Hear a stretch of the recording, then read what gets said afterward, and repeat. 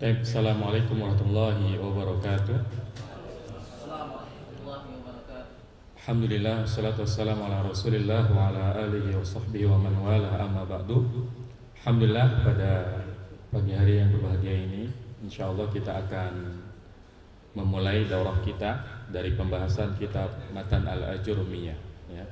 Dan insyaallah daurah ini akan berlangsung selama 3 hari, dari hari ini yaitu hari Jumat sampai hari Ahad. Dan insyaallah dalam 3 hari kita akan menuntaskan seluruh bab yang ada dalam kitab Matan al-Ajurumiyah ya.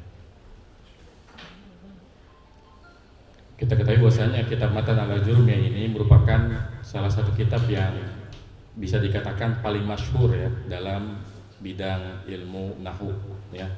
Bahkan dia adalah kitab yang paling banyak disyarah oleh para ahli lughah ya, baik para ulama kontemporer ya maupun para ulama zaman dulu. Ya, jadi memang kitab ini memiliki kelebihan ya, isinya yang ringkas namun mengandung hampir semua bab nahwu ya, sehingga siapa saja yang ingin belajar ilmu nahwu maka bisa menggunakan kitab ini sebagai langkah pertama. Hampir semua tema-tema penting dalam pembahasan nahwu itu ada semua di Jurmiyah ya. Ya, meskipun memang karena ini kitab ini diperuntukkan untuk pemula, maka yang terkandung dalam kitab ini kebanyakan hal-hal yang bersifat, kalau Anda bilang muttafaqun alaih ya, yang disepakati bersama. Karena kita tahu bahwasanya di dalam pembahasan nahwu ada dua kubu yang seringkali berseteru ya, yaitu pihak mana? Basrah sama Kufah ya. Jadi seringkali ya ada perbedaan antara ulama Basrah dengan ulama Kufah dalam banyak bab nahwu. Dan pengarang kitab Matan al-Ajurumiyah ini yaitu ya Muhammad bin Daud ya As-Sanhaji yang dikenal dengan Ibnu Ajurum ya. Ini beliau merupakan ulama Kufah. Maksudnya berdiri pada kubu ahli Kufah. Dari mana kita tahu? Ya dari istilah-istilah yang digunakan oleh beliau dalam kitab ini ya. Karena ya kita nanti baru baca babul kalam udah ketahuan kalau beliau ini kufi ya. Yaitu dari istilah khafat untuk jar ya. Kita kan mengenal ada istilah jar, ada istilah khafat ya. Kedua hal ini hal yang sama, cuma ulama Kufah menamakannya al-khafat, adapun ulama Basrah mengatakannya al-jar kayak gitu. Nah, jadi dari pemilihan beliau dengan lil khaf ini nanti ada pembahasan tentang khafat, maka beliau ini ulama Kufah ya. Begitupun nanti ketika dia mengatakan di babul af'al, beliau mengatakan wal amru majzumun abadan. Wal amru majzumun abadan. Dan fi'il amr itu dijazmkan selamanya. Kalau kalimatnya majzumun abadan, ini merupakan isyarat bahwa beliau berpendapat fi'il amr itu mu'rab. Karena istilah majzum tidak bisa kita katakan pada kata yang mabni. Sedangkan yang rajih ya, fi'il amr itu mu'rab atau mabni?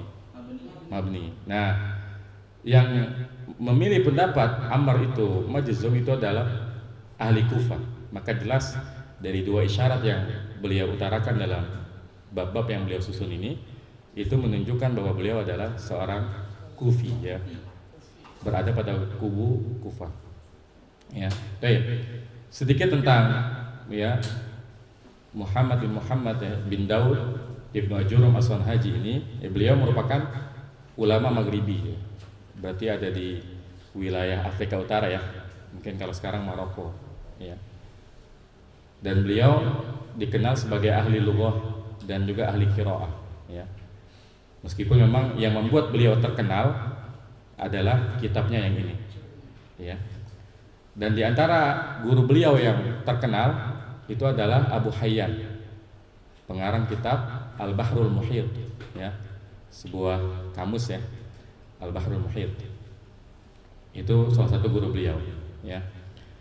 Dikatakan ya, diceritakan oleh guru saya ya ketika saya belajar kitab Al-Ajurumiyah ini, tapi kisah-kisah yang semacam ini la tusaddiq wa la tukadzib, ya.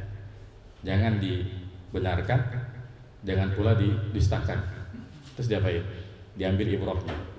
Jadi guru saya yaitu Kiai Haji Mahfuz bin Ma'mun, ya. Sekarang beliau masih hidup, hafizallahu taala, tinggal di Cengkareng. Ketika pertama kali membuka pembahasan Matan al-Ajurumiyah, beliau menjelaskan bahwa setelah Ibnu Ajurum ini selesai mengarang kitab Matan al-Ajurumiyah, beliau pergi ke pesisir pantai, ya. Apa yang beliau lakukan? Ya, beliau berkata, ya Allah, apabila kitabku ini, ya, ikhlas hanya mengharapkan wajahmu, maka biarkanlah ia tetap utuh. Tapi kalau ia karena untuk pujian manusia, ya, maka biarkanlah ia hancur. Kemudian beliau melempar kitabnya ini, kan kalau orang zaman dulu nulis kitab itu di lembaran-lembaran pakai tinta, ya, otomatis kalau tinta kena air luntur. Jangankan tinta zaman dulu, tinta zaman sekarang aja itu kena air luntur, apalagi tinta zaman dulu yang masih manual.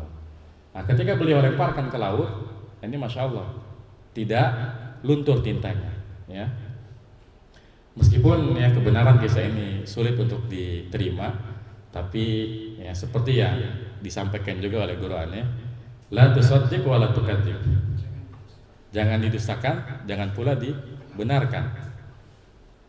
Terus kita apain? Kita ambil ibrahnya. Ibrahnya adalah dari sekian banyak karangan, ya, di bidang ilmu nahwu, harus diakui karangan yang sampai sekarang diingat, dibahas, disyarah itu adalah karangan beliau, ya. Banyak sekali ulama yang berlomba-lomba, ya, mensyarah kitab beliau, ya. Bahkan ulama-ulama saat ini pun masih terus membuat syarah atas kitab ini. Di antara syarah yang kita kenal, apa aja yang tahu? Aisar Syuruh ya Alamatil Ajurumiyah, kemudian Al-Mumti fi Syarh Al-Ajurumiyah, Hasyiyah. Nah, yang mengarang kitab Hasyiyah Al-Ajurumiyah ini banyak ulamanya. Karena kalau Hasyiyah itu kan komentar, ya, jadi dikomentari oleh para ulama. Kemudian Atufatus Saniyah. Ya, kemudian Syekh Muhammad bin Shalih Al-Utsaimin, beliau juga punya, ya, penjelasan atas kitab ini, At-Ta'liqat Al-Jaliyah Alamatil Ajurumiyah, ya. Jadi banyak sekali para ulama, ya, yang membahas atau mensyarah kitab ini. Dan ada juga yang berusaha untuk menyempurnakan. Karena memang ada beberapa pembahasan yang kurang, ya, yang tidak dibahas oleh Ibnu Ajurum Maslon Haji, dan ini disempurnakan. Ya, ada kitab namanya Mutammimatul Ajurumiyah, ya, penyempurna kitab Al-Ajurumiyah. Nah, dalam kitab Mutammim ini ditambahkan beberapa pembahasan yang luput, ya, oleh Ibnu Ajurum Maslon Haji rahimallahu ta'ala, ya. Taib, ini adalah sedikit tentang musannif dari kitab Matan Al-Ajurumiyah. Taib, masing-masing udah pegang kitab kan, ya? Ya. Kitab Al-Ajurumiyah ini merupakan kitab yang sangat penting bagi seorang penuntut ilmu, dan sebisa mungkin, ya, kita hafal kitab ini, ya, karena dengan kita menghafal kitab Matan Al-Ajurumiyah, kita bisa berhujjah di hadapan orang, ya. Anda sering menemukan orang-orang yang belajar bahasa Arab yang menggunakan kitab-kitab modern, misalnya Durusul Lughah, kemudian Al-Rabi' Bani Adai, kemudian An-Nahwul Wadih. Kekurangannya mereka ketika hanya, ya, belajar dari kitab yang seperti itu susah berhujjahnya. Palingan yang bisa kita katakan, kenapa mubtada marfu? Kata guru saya begitu, ya. Jadi hujjah seperti ini, ya, kalau di kalangan penuntut ilmu ini kurang, ya. Tapi kalau misalnya kenapa mubtada marfu? Oh, karena di Jurmiyah, di babul mubtada khabar dikatakan al-mubtada'u huwal ismul marfu'ul 'ari 'anil awamil lafdhiyyati, ya. Jadi bisa berhujjah kita, ya. Dan hujjah kita diterima karena ini kitab internasional. Maksudnya dimanapun orang belajar nahwu, ya, mereka pasti, ya, belajar kitab ini. Nggak mungkin ada guru nahwu yang belum pernah mempelajari kitab ini, ya, sedikit pun, ya. pasti mereka pernah membahas kitab ini. Ya oleh karena itu saya nasihatkan kepada antum, kalau antum ya ingin ya benar-benar bisa menguasai ilmu nahwu, maka hafalkan kitab ini. Dan ini penting ya. Karena ketika nanti misalnya kita baca Al-Qur'an, kita bertemu dengan banyak huruf, ada huruf nasab, ada huruf jazm. Kalau kita tidak hafal huruf-hurufnya, maka sulit ya untuk memahami kenapa ini dibaca sukun, kenapa ini dibuang nunnya dan seterusnya. Tapi kalau kita hafal ya jurmiyah atau sekurang-kurangnya kalau kita tidak mau menghafal keseluruhannya, setidaknya yang kita hafal dari kitab ini adalah penyebutan huruf-hurufnya. Misalnya wa huruful khabdi wa hiya min wa ila wa an wa ala wa fi wa rubba wal ba'u wal kaf wal lamu wa huruful qasami wa hiya al wawu wal ba wa ta'u. Kemudian nanti ada fan nawasi wa asyaratun wa hiya an walan wa idan wa kai wa lamu kai wa lamul juhudi wa hatta wal jawabu bil fa'i wal wawi wa au. Minimal ini yang kita hafal. Mungkin kalau untuk teksnya apa itu mubtada, apa itu khabar, apa itu fi'il, ini enggak wajib dihafal. Tapi ketika beliau menyebutkan huruf nasab ada 10 apa aja itu dihafal. Huruf jazm ada 18 apa aja itu dihafal ya. Karena ini pegangan ya. Sehingga kita bisa memahami sesuatu secara utuh. Ya, jangan sampai kita paham tentang jazm tapi kita tahunya huruf jazm cuma lam doang kan yang kita hafal palingan kayak gitu. Maka kalau kita hafal jurmiyah di sana dikatakan wal jawazimu samaniyata asyara wa hiya lam wa lamma wa alam wa alamma wa lamul amri wad du'ai wa la fin nahi wad du'ai wa in wa ma wa man wa mahma wa idma wa ayyun wa mata wa ayyana wa aina wa anna wa haitsuma wa kaifama wa idza fi syi'ri khassatan ya. Kalau kita hafal seluruh huruf ini, maka kapan saja kita bertemu huruf-huruf ini ya di dalam Al-Qur'an, di dalam kitab, kita mengetahui ya bahwa ini adalah huruf jazm. Ya makanya yang aneh nasihatkan kepada antum ya yang bersemangat dalam mempelajari ilmu nahwu ya. Nasihat yang paling utama tentu dihafalkan seluruhnya. Tapi kalau sekiranya menghafalkan seluruhnya ini berat, maka minimal yang dihafalkan ya penyebutan amil-amilnya, huruf-hurufnya ya. Karena nanti banyak di kitab jurmiyah ini nanti disebutkan huruf jar, disebutkan isim-isim yang dirofahkan, kemudian isim-isim yang disebutkan apa saja, kemudian huruf nasab, huruf jazm, kemudian adat istisna ya dan seterusnya ya. Jadi minimal itu yang kita hafalkan ya. Baik, bismillah, sekarang kita mulai membahas kitab Matan al-Ajurriyah. Ya. Qala al-musannifu rahimallahu taala, telah berkata musannif itu artinya apa? Pengarang ya, atau penyusun, yaitu Ibnu Ajurrum As-Sanhaji rahimahullahu taala. Anwa'ul kalami ya, macam-macam kalam. Al-kalamu huwal lafdzul murakkabul mufidu bil wad'i. Ya. Kalam adalah lafaz yang tersusun yang berfaedah dengan bahasa Arab ya. Ini definisi kalam menurut beliau ya. Kalam adalah lafaz tersusun berfaedah bil wad'i ya. Bil wad'i nanti tafsirnya ada dua, bil qasdi atau bil lughatil arabiyyah ya. Jadi tafsir dari bil wad'i itu ada bil qasdi dengan maksud, artinya disengaja, atau bil wad'il arabi dengan bahasa Arab ya. Jadi kalimat dalam bahasa Arab itu adalah lafaz yang tersusun yang berfaedah dalam bahasa Arab. Nah, sebelum kita bicara panjang lebar tentang kalimat ya, perlu kita ketahui bahwasanya di dalam bahasa apapun, ketika kita membahas kalimat dalam bahasa apapun, itu pasti ada istilah kalimat inti, ada keterangan tambahan ya. Jadi namanya al-jumlah al-mufidah ya, kalimat yang sempurna itu pasti ya nanti ada yang namanya kalimat inti dan ada keterangan tambahan. Misalnya dalam bahasa kita, Budi pergi ke pasar. Mana yang inti, mana yang keterangan tambahan? Budi pergi ini namanya kalimat inti. Adapun ke pasar ini namanya tambahan, ya. Nah, dalam bahasa Arab ada istilah umdah, ada istilah fadlah, ya. Umdah sesuai dari maknanya, umdah itu apa sih? Tiang, ya. Inti. Berarti ada istilah umdah, ada istilah fadlah, ya. Baik.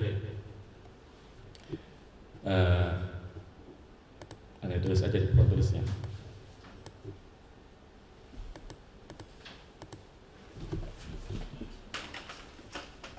Jadi yang namanya kalimat dalam bahasa Arab, di bawah ya.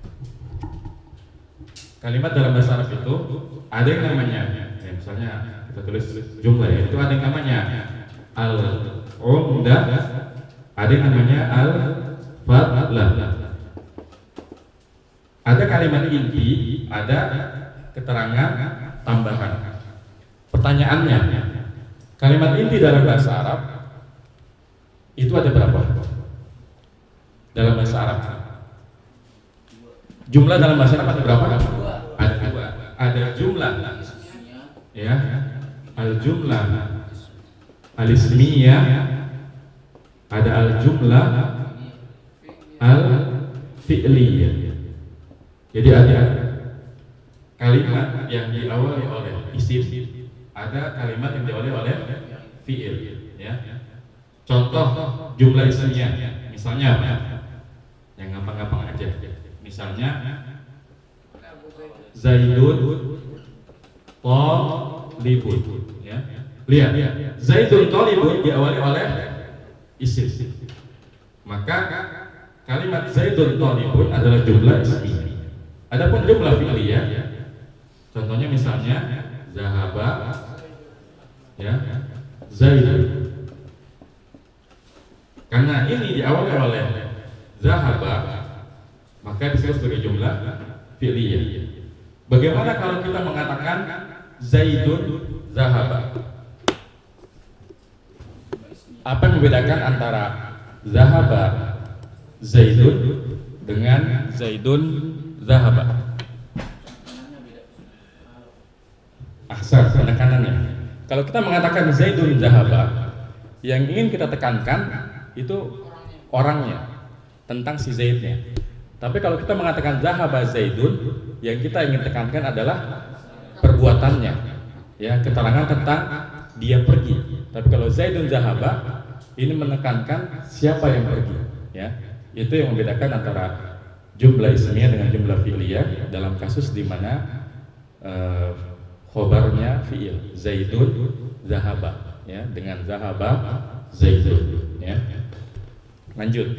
Jadi kita sebaiknya kalau kita belajar, ya, memandang sesuatu itu pertama dari helikopter view, tinjauan helikopter. Jadi dari yang besar dulu. Secara umum kita lihat kalimat itu dalam bahasa Arab seperti apa. Setelah itu baru kita masuk ke hal-hal yang rinci. Dan memang itulah tahapan dalam belajar.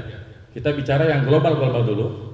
Setelah kita memahami yang globalnya, baru kita mendalami pembahasan yang detail, ya, seperti itu. Baik. Jadi jumlah ada dua dalam bahasa Arab. Ada al-jumlah al-ismiyah, ada al-jumlah al-fi'liyah. Di mana definisi dari jumlah ismiyah adalah jumlah yang diawali oleh isim. Adapun jumlah yang fi'liyah adalah jumlah yang diawali oleh fi'il, ya. Baik. Sekarang fadlah. Sebetulnya kalau kita membahas fadlah itu simpel. Kita bisa bagi menjadi tiga, ya. Fadlah itu ada tiga. Mungkin kita ke sini. Nanti ada al-majrurat. Yang kedua at-tawabi. Yang ketiga al-mansubat. Jadi sebetulnya nahwu itu simpel, cuma segini aja pembahasannya.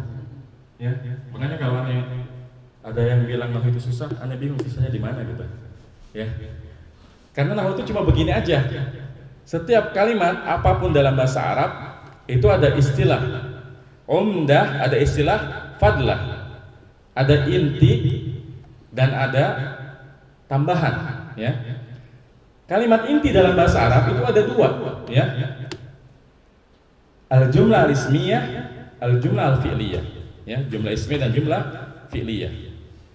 Kemudian kalau kita membahas tentang fadlah, kita bisa bagi menjadi tiga kelompok. Ada al-majrurat, at-tawabi, al-mansubat. Al-majrurat maksudnya kumpulan kedudukan kata dalam kalimat yang wajib majrur. Ada berapa? Ada dua. Al-jar wal majrur, jar dan majrur. Yang kedua apa? Idhofah, mudhaf ilaih. Itu al-majrurat. Cuma ada dua. Al-jar wal majrur, al-mudhaf wal mudhaf ilaih, ya. Kemudian at-tawabi ada berapa?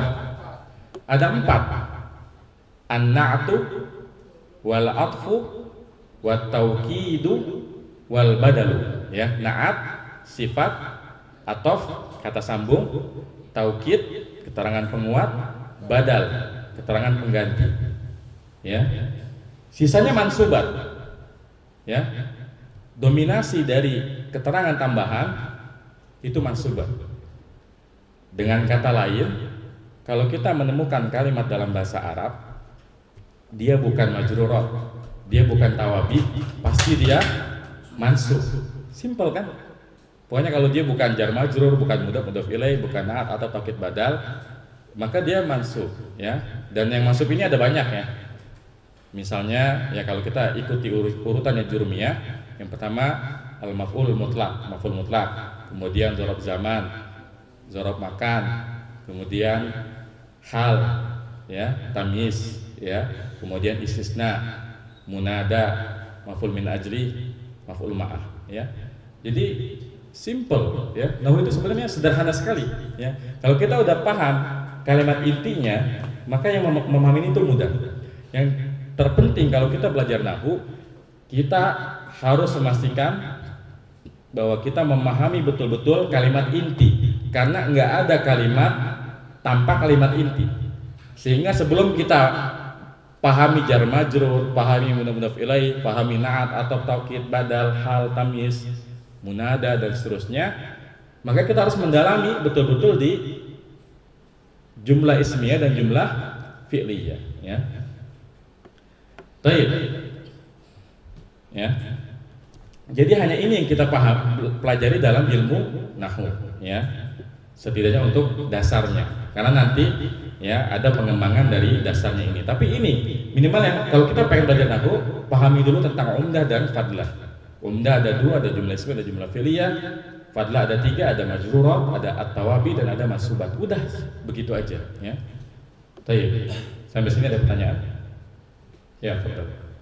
Ini kalimat umdah di jumlah fi'liyah itu kan ada maf'ulun bih. Ya. Nah, berarti dia maf'ulun itu masuk ke kalimat inti juga. Kalau kita membahas umdah untuk jumlah fi'liyah, yang umdah adalah fi'il dan fa'il, ya. Ada maf'ul bih itu masuknya fadlah, karena tidak semua fi'il membutuhkan maf'ul bih. Bahkan untuk fi'il yang butuh kepada maf'ul bihnya aja, kita nggak wajib menyebutkan maf'ul bihnya, ya kan? Misalnya ketika kita bertanya ke teman kita akalta, kita kan nggak perlu menyebutkan akalta syai'an, enggak, cukup akalta, naam, akaltu. Nah, ini membuktikan bahwa jumlah fi'il yang fi'il muta'addi aja itu tidak wajib menyebutkan maf'ul bihnya. Makanya maf'ul bih dalam pembahasan umdah fadlah masuknya ke fadlah, ya, kayak gitu. Baik, ada lagi? Akhwat kalau mau bertanya, tafadhali, ya, itu ada mic di situ. Ya, silakan dinyalakan aja. Ya. Baik, ya. Iya. Udah dilihat. Kalau Anda nulis di papan tulis nanti disorot, ya. Baik. Ya, kita lanjutkan ke kitabnya. Baik, di sini beliau, ya, menjelaskan bahwasanya kalam dalam bahasa Arab, ya. Kalimat dalam bahasa Arab itu harus memenuhi beberapa syarat, ya. Yang pertama lafaz, ya. Syarat yang pertama, kalimat itu harus lafaz, ya. Maksud beliau harus lafaz berarti kalau tulisan, ya, itu bukan kalam menurut ulama nahwu, ya. Meskipun secara syar'i, secara hukum fikih, ya tulisan juga merupakan kalam, ya. Dan hal yang semacam ini nggak perlu dibahas panjang lebar. Ya, ini cuma masalah teori aja. Jadi lafaz itu kalau menurut definisi ahli nahwu, dia adalah as-sautul mustamilu ala badil huruf hijaiyah. Suara yang terliputi dari sebagian huruf hijaiyah. Ketika kita mengatakan Zaidun, ya, maka lafaz Zai, ya dan dal ini Zaid itu adalah lafaz suara, ya, karena menurut ahli lughah tulisan bukan, ya, lafaz, ya, bukan kalam, ya, meskipun seperti yang saya bilang tadi, yang kayak gini itu nggak perlu kita panjang lebar, ya. Yang kedua al-murakkabu, ya, yang kedua al-murakkabu. Apa arti murakkab? Tersusun, ya. Al-murakkabu huwa ma tarakkaba min kalimataini fa aksar. Definisi dari murakkab adalah apa yang tersusun min kalimataini, dari dua kata atau lebih. Karena sekurang-kurangnya kalimat dalam bahasa Arab itu harus dua kata, ya. Dan kita tahu bahwasanya kata dalam bahasa Arab ada berapa? Apa aja? Ada huruf, ada isim, ada fiil. Kan tadi dikatakan kalimat itu minimal dari dua kata. Mana kombinasi yang membolehkan terjadinya kalimat? Kalau huruf tambah huruf jadi kalimat nggak? Isim tambah huruf? Hah? Zahaba ila, paham nggak antum artinya? Enggak. Fiil tambah fiil jadi kalimat? Enggak. Isim tambah isim? Bisa. Isim tambah fiil? Bisa. Fiil tambah isim? Bisa. Jadi kalimat dalam bahasa Arab itu adalah kombinasi antara fiil dan isim, ya. Baik isim dan isim, isim dan fiil, fiil dan isim. Isim dan isim contohnya misalnya tadi, ya, Zaidun mahirun. Ini dua-duanya isim. Kemudian isim dan fiil contohnya Zaidun zahaba, ya. Kemudian fiil dan isim contohnya zahaba Zaidun. Ini sekurang-kurangnya kalimat. Lalu bagaimana dengan perkataan seseorang ijlis? Ketika kita mengatakan ijlis, paham nggak kita maksudnya apa? Paham. Ini adalah perintah bagi orang yang di depan orang yang mengatakan itu untuk duduk. Tapi kan tadi dikatakan al-murakkabu huwa ma tarakkaba min kalimataini fa aksar. Tersusun dari dua kata, berarti minimal dua kata. Nah, ijlis ini berapa kata? Dua kata. Ijlis cuma satu tuh. Nah, karena ketika kita mengatakan ijlis, siapa yang disuruh duduk? Kamu, ya, seakan-akan ijlis anta, ya, kayak gitu, ya. Jadi ini tidak mengeluarkan fi'il amr dari al-jumlah al-mufidah. Karena sekalipun zahirnya kita melihat ijlis satu kata, tapi takdirnya ya dua, ijlis anta, ya. Taib. Ini syarat kedua dari kalam. Syarat yang ketiga al-mufidu, mufid. Apa arti mufid? Berfaedah, ya. Berfaedah maksudnya apa? Apa? Yang menyebabkan orang yang diajak bicara itu diam. Diamnya karena paham, ya.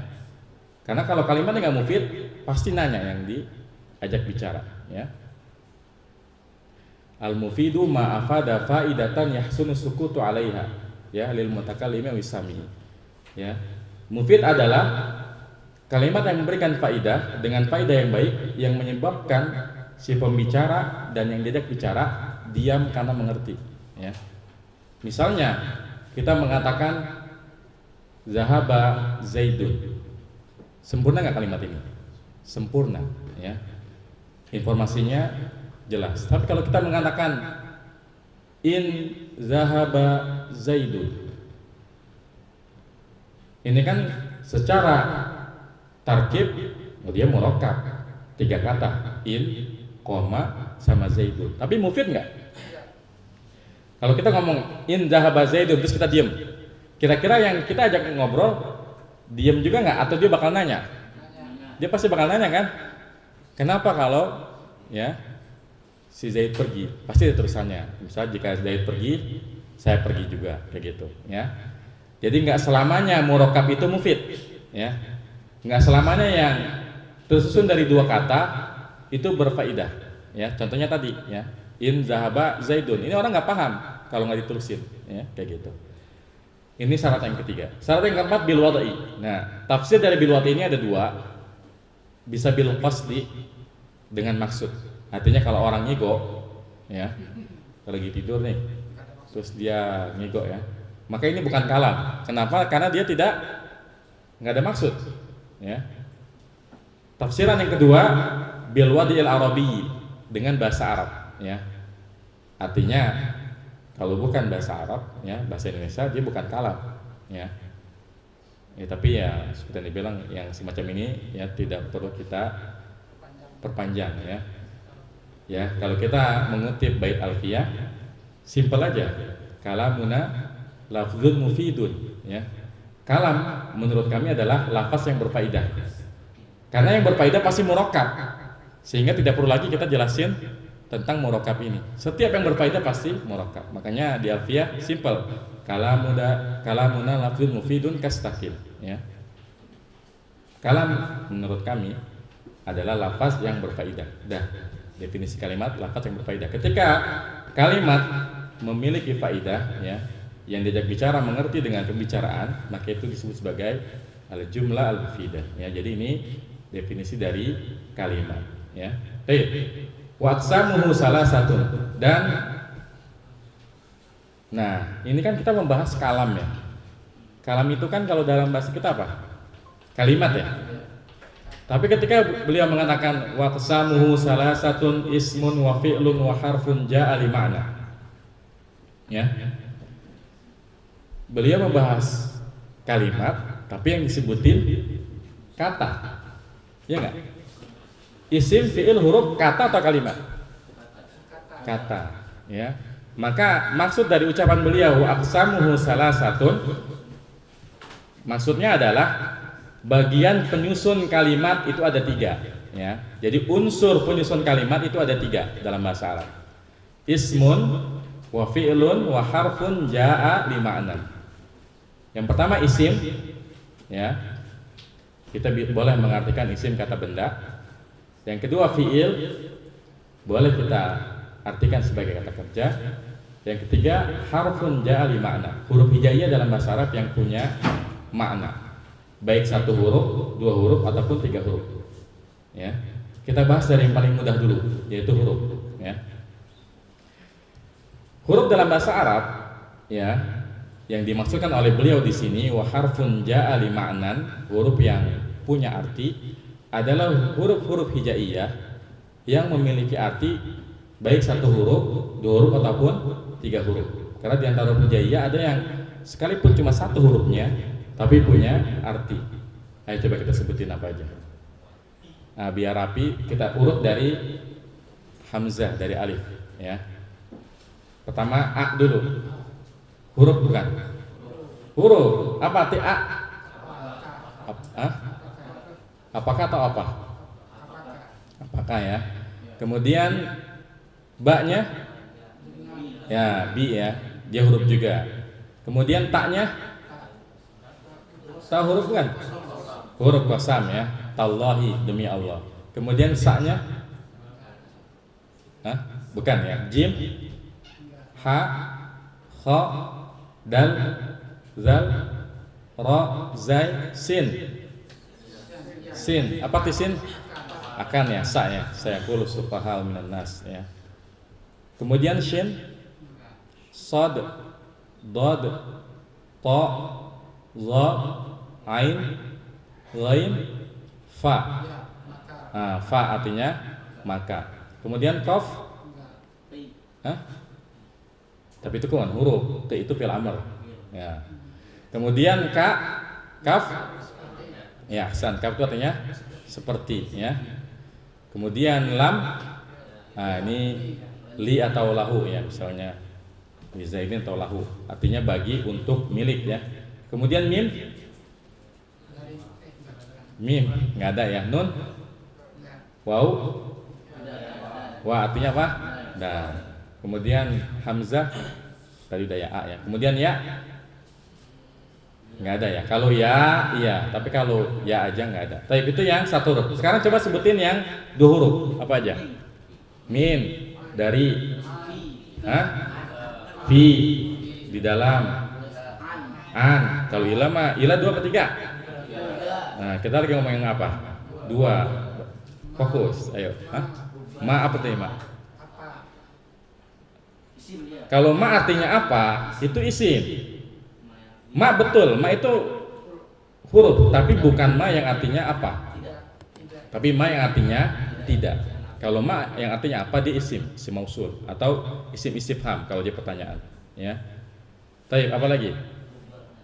Ruba berapa huruf? 3 huruf. Kalau ada tasydid itu 2 huruf berarti, ya. Kemudian apa lagi? Bal, ya. Bahkan huruf apa itu dia? Bal huruf apa? Huruf atop ya. Salah huruf atop. Taib, apa lagi? La, apa arti la? Bisa tidak, bisa jangan. Karena la itu ada yang nahiyah, ada yang nafiyah. Adalah yang artinya jangan, la nahiyah. Adalah yang artinya tidak, la nafiyah. Jadi ada nahiyah, ada nafiyah. Taib. Itu yang 2 huruf. Sekarang yang 3 huruf. Ila, ke ya. Kemudian ala, di atas. Rubba, apa itu rubba? Seringkali, ya. Ya. Atau begitu betapa banyak. Apalagi? Lakin itu 4. Kan panjang. Lakin ada alifnya. Enggak lah. La, enggak, itu lakinna beda. Lakin sama lakinna beda. Kalau lakin huruf athof, lakinna saudaranya inna, ya. Saudari sih, soalnya kan inna akhwat. Baik, apa lagi? Fauqa. Fauqa huruf apa isim? Isim, karena fauqa itu zorof, ya. Zorof itu isim, ya. Saufa, san. Apa arti saufa? Akan. Apa bedanya sa sama sin sama saufa? Kalau saufa kapan-kapan. Hah? Kalau saufa kapan-kapan. Kalau sa? Jalannya agak jauh. Kalau sa dekat. Hah? Ya, kalau saufa itu untuk waktu yang jauh. Kalau kita mengatakan ke teman kita sa'azuruka, ya, itu artinya ya kalau enggak hari ini besok ya, pokoknya dekat. Tapi kalau saufa azuruka, ya, ini artinya ya kapan-kapan lah pokoknya, dia enggak menyebutkan. Kemudian satu hal yang perlu dicatat terkait masalah penyebutan huruf ya. Huruf itu kalau satu dibaca, dieja, kalau lebih dari satu dibaca. Misalnya ada huruf ya bi, itu jangan dibilang bi, tapi al-ba'u. Wa jangan dibilang wa, tapi al-wa'u. Tapi kalau min, ya min, jangan al-mimu wan nunu, ya. An jangan al-ain wan nunu, ya. Itu kaidah penyebutan huruf, ya. Baik. Bagaimana kalau alif lam itu? Alif lam itu yang benar itu alif lam atau al? Alif lam, oh ya, ini ada perbedaan pendapat ya. Jadi ada yang menyebutnya al alif wal lamu, ada yang al. Makanya kalau di Jurmiyah dia bacanya bidukhulil alifi wal lami. Nah, sebagian kitab itu bidukhuli al. Nah, semacam ini cuma masalah istilah aja, jadi kita nggak perlu berpanjang lebar di situ. Baik, ya. Kita udah bahas huruf ya. Sekarang fiil dulu yang sedikit. Karena kita kalau bahas sesuatu, usahakan dari yang paling mudah dan paling sedikit, ya. Ketika kita dijelaskan bahwa unsur penyusun kalimat ada 3, ada fiil, ada isim, ada huruf, maka kita harus membahas dari yang paling mudah dulu, yaitu huruf, ya. Setelah itu antara isim sama fiil mana yang lebih mudah dibahas? Fiil, kenapa? Lebih sedikit jumlahnya. Kita kalau bahas fiil, paling cuma berapa fiil dalam bahasa Arab? Ada 3, ada fiil madhi, ada fiil mudhari, ada fiil amr, ya. Apa itu fiil madhi? Ya, perbuatan yang telah terjadi, atau kalau dalam bahasa Inggrisnya itu past tense, ya. Kalau kita mengatakan zahaba Zaidun, Zaidun udah pergi belum? Udah selesai perginya, ya. Kemudian yang kedua fiil, ya. Fiil mudhari, ya. Fiil mudhari ini, ya, bisa untuk li zamanil hali wal mustaqbal. Bisa untuk zaman yang sekarang, bisa juga yang akan datang, ya. Tapi hukum asalnya fiil mudhari itu sedang, ya. Yadhabu Zaidun berarti Zaid sedang pergi. Nah, fi'il mudhari bisa kita pakai untuk masa datang dengan cara ditambahin huruf. Sebetulnya ya kalau kita perhatikan ya bahasa Arab itu mirip sama bahasa Inggris. Terbalik. Bahasa Inggris mirip dengan bahasa Arab karena bahasa Arab yang lebih utama. Ya, bahasa Inggris itu mirip sama bahasa Arab. Ya, kan hukum asal present continuous tense ya, itu adalah sedang berlangsung. Misalnya kita bilang saya sedang pergi. Ngomong apa? Saya sedang pergi ke sekolah. Bahasa Inggris. Ayo yang TOEFL-nya 550. I'm going to school ya. Ya kan? Nah, dalam bahasa Inggris tuh kalau kita mau ngomong akan, dia ada dua. Ada will, ada going to. Kalau will akannya mana yang dalam waktu dekat? I'm going to. Ya berarti I'm going to itu saufa. Afwan, sa. Tapi kalau I will itu saufa. Ya, ini kemiripan antara bahasa Inggris dengan bahasa Arab. Makanya biasanya Anda lebih senang ngajarin bahasa Arab ke orang yang udah pernah belajar bahasa Inggris. Karena jarak antara bahasa Inggris dengan bahasa Arab itu udah dekat. Tapi kalau jarak bahasa Indonesia dengan bahasa Arab itu masih jauh ya. Kayak gitu ya. Baik. Yang ketiga fiil amr ya, yaitu kata kerja perintah ya, perintah. Baik. Nah, pembahasan fiil ini ya bisa dipelajari lebih lanjut di ilmu shorof ya. Dan kemudian isim. Nah, ini pembahasan yang paling banyak dalam bahasa Arab ya. Mayoritas kata dalam bahasa Arab itu isim ya. Ya karena kalau kita bahas isim banyak tinjauannya ya kan. Ada isim ditinjau dari sisi adat, ada 3 apa aja? Dari sisi adat ada mufrad, musanna dan jama'.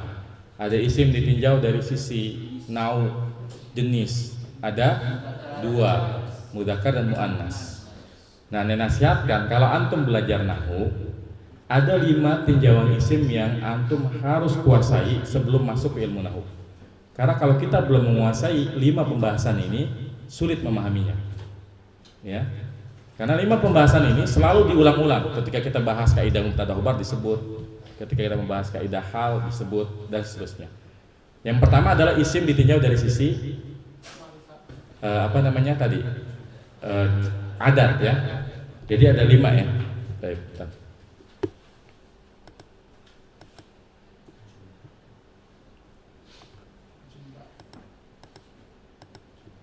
Ya.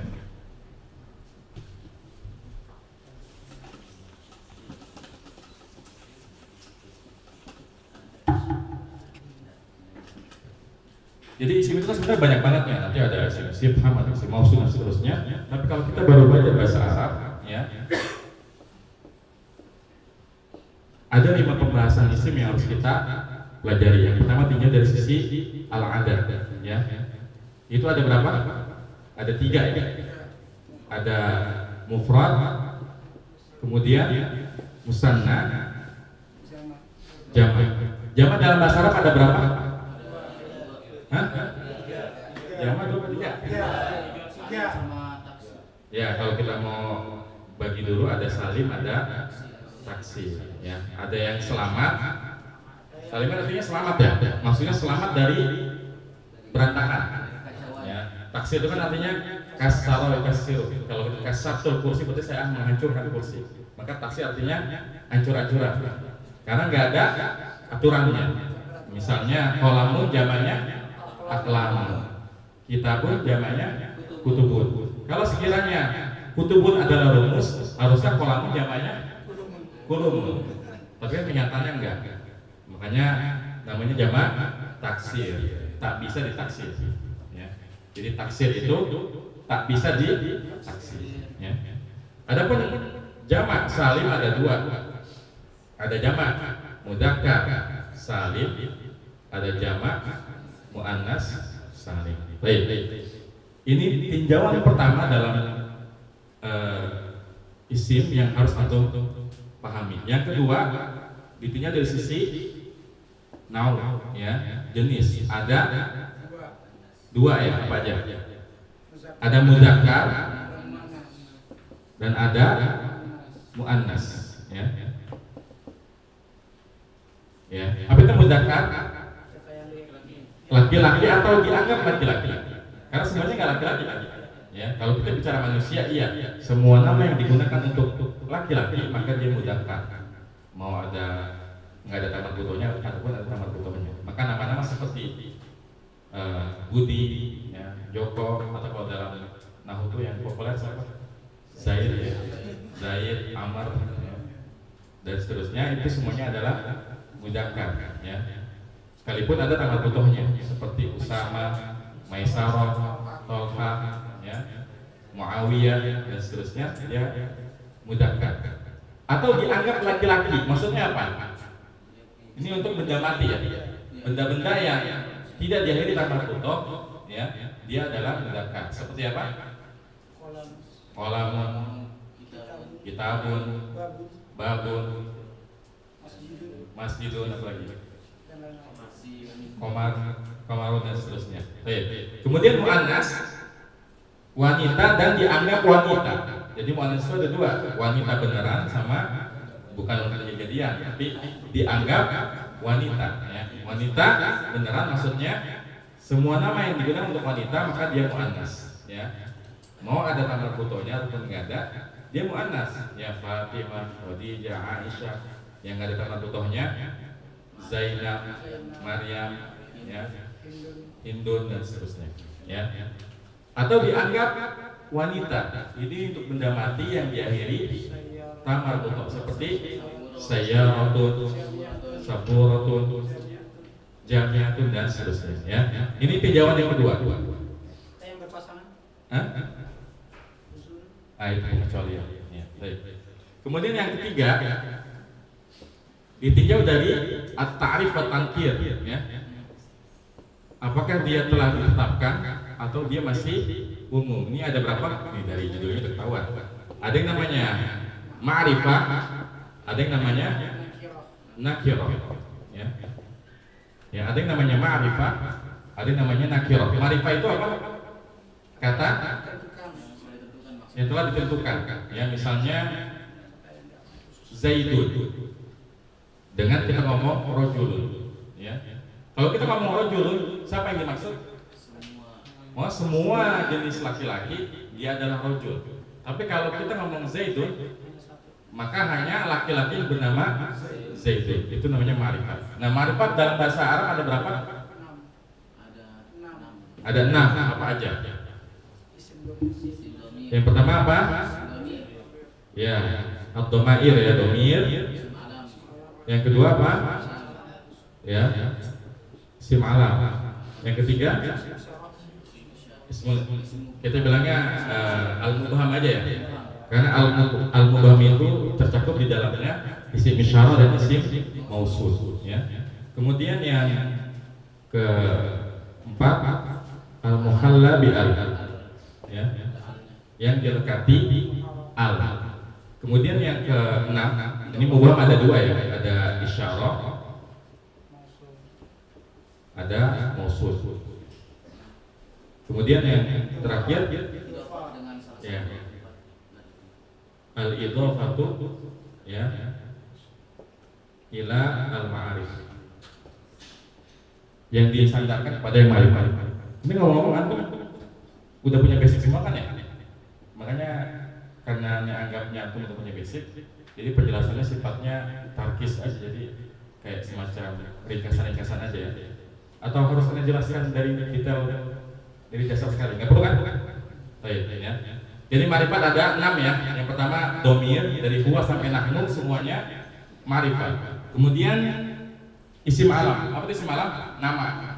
Baik nama orang, nama tempat, itu semuanya ma'rifat.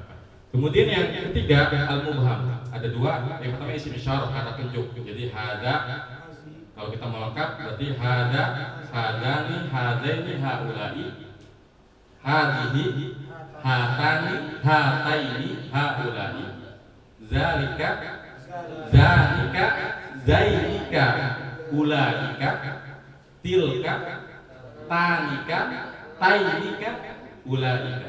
Ya, ini isim isyarah. Semuanya dianggap ma'rifat. Kemudian yang kedua isim mausul, ya. Apa itu isim mausul? Isim mausul ada yang umum, ada yang khusus. Yang umum seperti man dan ma. Nah, yang khusus alladzi ya. Kalau kita mau detailkan alladzi, alladzani, alladzaini, alladzina. Kemudian kalau yang muannas allati, allatani, allataini, allai atau allati ya. Ada dua ya. Baik. Kemudian ma'rifat yang keempat al-muhalla bi al yang dilekati al ya. Contohnya misalnya kalau kita ngomong ya rajulun karimun, jumlahnya mufid nggak? Tidak. Rajulun karimun mufid nggak? Tidak. Tidak, kenapa? Karena mubtada tidak ma'rifat. Karena nanti ketika kita bahas mubtada khobar ada kaidah mubtada itu harus ma'rifat. Sedangkan rajulun ma'rifat nakirah. Nakirah kenapa? Karena tidak ada Nggak ada alnya. Nah, gimana caranya biar dia jadi ma'rifat? Tambahin al menjadi ar-rajulu karimun. Kayak gitu ya. Ini yang kelima. Kemudian yang keenam al-idhofatu ilal ma'rif ya. Nempel sama yang udah ma'rifat maka dia ma'rifat. Misalnya kalau kita ngomong hada kitabun. Hada kitabun ini ma'rifat atau nakirah? Kitabunnya. Kitabunnya nakirah ya. Karena nggak dijelasin ini buku apa, bukunya siapa, buku tentang apa, masih nakirah. Nah gimana biar dia ma'rifat? Ditempelin, kan idhofah itu artinya ditempelin ya, ditambahkan, ditambahin sama yang udah ma'rifat. Misalnya kalau kita tempelin sama domir, jadi apa misalnya? Hada kita buka, ini bukumu. Jelas nggak maknanya? Jelas. Buku punya siapa? Buku kamu, bukan buku saya, bukan buku dia. Ya. Yang kedua, kita tempelin sama ya isim alam. Misalnya hada kitabu Zaidun apa Zaidin? Zaidin ya. Hada kitabu Zaidin. Nah, dengan kita tempelin nama Zaidin, jelas nggak ini buku punya siapa? Jelas, maka dia telah ma'rifat. Yang ketiga, ya, idhofah kepada isim isyarah.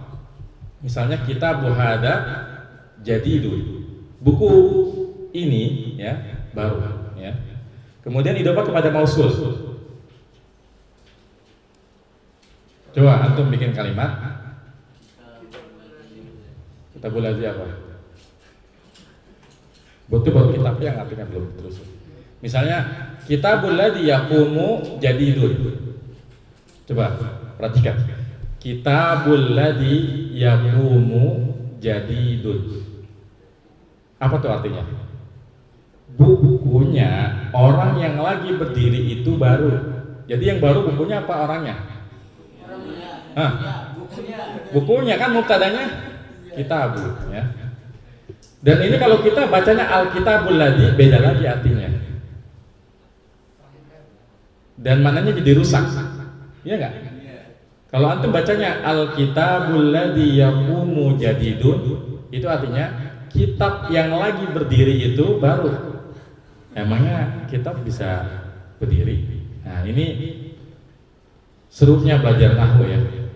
Cuma gara-gara masalah al doang itu maknanya bisa berubah. Kalau kita bacanya kitabul ladzi yaqumu jadidun, artinya bukunya orang yang lagi berdiri itu baru. Tapi kalau kita bacanya al-kitabul ladzi yaqumu jadidun, buku yang lagi berdiri itu baru, kan nggak mungkin ya kayak gitu. Nah ini serunya belajar nahwu. Makanya kalau ada yang bilang susah, ya dia belum pernah merasakan serunya belajar nahwu berarti. Ya. Jadi nahwu itu bukannya susah tapi seru ya. Masya Allah. Baik. Tadi sampai mana? Idhofah pada mausul. Sekarang idhofah kepada yang al-muhalla bil yang dilekati al. Misalnya hada kitabur rajuli. Ya. Ada kitabur rajuli. Ini adalah bukunya seorang laki-laki. Nah, kalau kita dalam kehidupan sehari-hari mengatakan rajulun sama ar-rajulu, bedanya di mana? Kan artinya sama-sama laki-laki. Udah pasti, udah ketahui orangnya. Nah, jadi kalau kita mengatakan misalnya apa? Ja'a rajulun, telah datang seseorang. Maka ini orangnya itu sama sekali antara yang ngomong sama dia ngomong itu tidak menetapkan siapa orangnya. Tapi kalau ja'ar rajulu, antara yang bicara dengan yang diajak bicara sudah paham. Cuma mungkin ini yang ngomong sama yang ngobrol lagi musuhan sama si rajul ini, saking musuhannya dia nggak menyebut nama. Kan kadang orang kayak gitu ya. Lelaki ini nih bermasalah karena dia lagi nggak pengen nyebut namanya, makanya disebutnya lelaki ini ya. Di bahasa pun kayak gitu ya. Misalnya kita lagi malas sebut namanya, kita udah bilang datang belum tempat ini ya, ja'ar rajul. Misalnya namanya Zaid, tapi kita lagi sebel sama Zaid, nggak pengen nyebut namanya ya, ja'ar rajul kayak gitu ya. Baik.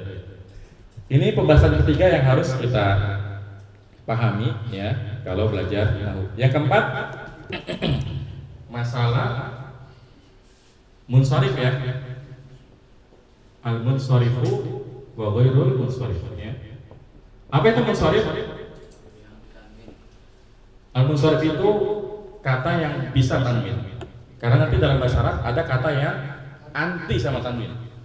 Ya. Selain anti tanwin, ghairul munsharif juga anti kasrah ya. Hukum asalnya ghairul munsharif itu anti tanwin dan anti kasrah. Misalnya kita mau mengatakan saya melihat Ahmad, anzuru ila Ahmadin atau Ahmada? Ahmada. Pertama dia nggak boleh kasrah ya. Jadi nggak ila Ahmadi. Yang kedua dia nggak boleh tanwin. Jadi nggak boleh anzuru ila Ahmadan, tapi anzuru ila Ahmada ya. Ini pembahasan munsharif dan ghairul munsharif. Hukum asalnya kata dalam bahasa Arab itu munsharif atau ghairul munsharif? Hukum asalnya munsharif ya. Karena kalau kita ditanya apa bahasa Arabnya pintu, kita jawabnya gimana? Babun kan, bukannya babu gitu. Pulpen, qalamun ya, bukannya qalamun. Ya berarti hukum asalnya itu adalah munsharif. Ya berarti kan lebih banyak yang munsharif ya. Makanya yang kita hafalin yang ghairu munsharif. Ada berapa ghairu munsharif? Banyak ya. Ada banyak. Sebetulnya nanti kalau kita bahas kitab yang lebih tebal-tebal ya, itu nanti ada dua ilat, minimal ada dua ilat yang menyebabkan kata itu menjadi ghairu munsharif, yang mana dikelompokkan menjadi dua, isim, nama, dan sifat ya. Jadi ada dua ilat ya. Tapi itu mah nanti kalau levelnya udah di atas. Kalau kita baru dasar, terima matang aja. Pokoknya ghairu munsharif itu yang pertama semua nama wanita ya. Semua nama wanita kecuali Hindun ya dan Da'dun itu ghairu munsharif. Maka kalau ada akhwat yang memperkenalkan diri ya, ismi Fatimatun, belum kelar belajar bahasa Arabnya ya. Salah. Yang benar ismi Fatimatu, ismi Maryamu, ismi Zainabu. Karena semua nama wanita nggak boleh tanwin ya. Kemudian yang kedua, nama laki-laki yang diakhiri ta marbuthah ya. Misalnya ini absen udah selesai belum? Hah? Kalau udah selesai kedepanin lagi ya. Hah? Yang belum ngisi tolong diisi ya. Baik. Misalnya ada ikhwan namanya Muawiyah, Talha ya. Itu kalau memperkenalkan diri jangan ismi Muawiyatun, salah ya. Karena nama laki-laki yang diakhiri ta marbuthah nggak boleh bertanwin ya. Kemudian yang ketiga, nama yang nama yang kenapa? Hah? Nama ajam. Ajam itu apa sih? Ajam itu istilah khusus yang dibuat oleh bangsa Arab, saking bangganya mereka sama bangsa mereka sampai bikin istilah khusus buat yang non Arab, ajam. Kita kan nggak gitu-gitu banget ya. Kita ada nggak istilah khusus buat orang yang bukan non Indonesia? Hah? Tapi cuma tambahin non doang kan? Bukannya pribumi terus aseng gitu.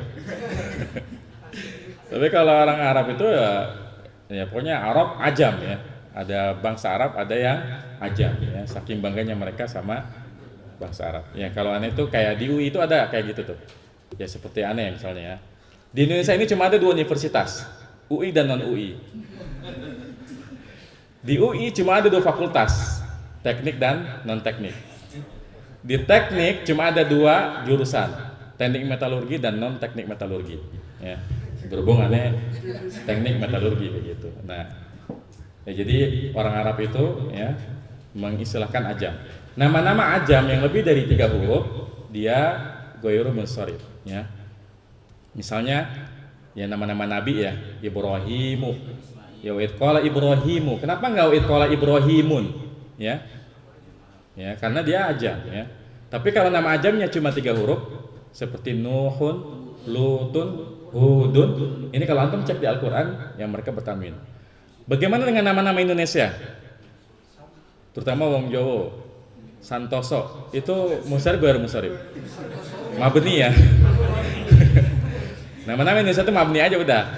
Jadi jaa santoso ya, raaitu santoso, marartu bisantoso. Jangan jaa santosoun, raaitu santosoan, marartu bisantosoin. Enggak perlu ya.